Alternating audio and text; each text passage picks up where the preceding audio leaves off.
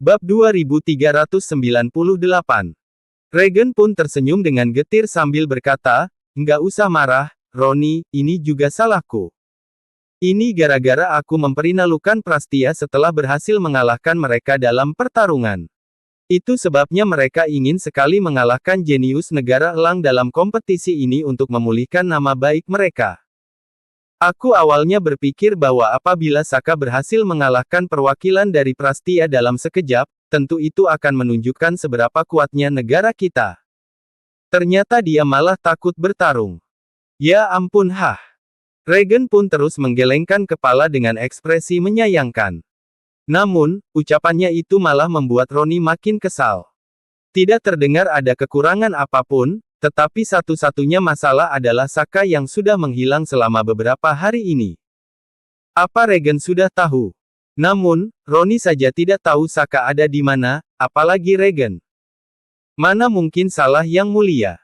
Tentu saja ini salah Saka.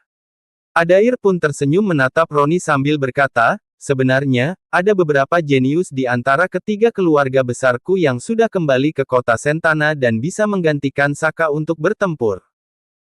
Saka si bocah sialan itu sudah menyinggung keluarga Romli, keluarga Syahrir sekaligus keluarga Atmaja sewaktu berada di Gunung Reribu. Dia memang cekatan, tapi tindakannya mangkir dari pertarungan seperti ini benar-benar merendahkan wibawa negara elang. Dia juga nggak ambil pusing soal ini, tapi ketiga keluarga besar memikirkan nama baik publik. Kami nggak akan memperpanjang masalah, Saka cukup muncul dan meminta maaf kepada kami." "Bagaimana?" Nada bicara Adair terdengar kesal. Yasmin duduk di sampingnya dengan ekspresi dingin dan tanpa berkomentar apa-apa. Lorian hadir sebagai perwakilan keluarga Atmaja. Dia menundukkan kepalanya sambil meminum teh seolah-olah tidak mendengar pembicaraan ini. "Yang Saka lakukan itu semuanya demi negara elang. Justru perbuatan kalian yang melanggar hukum," bantah Roni sambil menatap Adair dengan dingin. "Iya, aku nggak akan mempermasalahkan dendam lama karena dia berbuat baik untuk negara elang.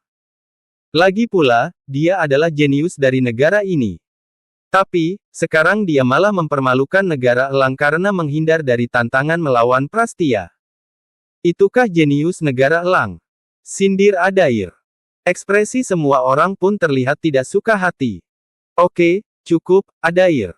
Regan menengahi dengan mengangkat tangannya.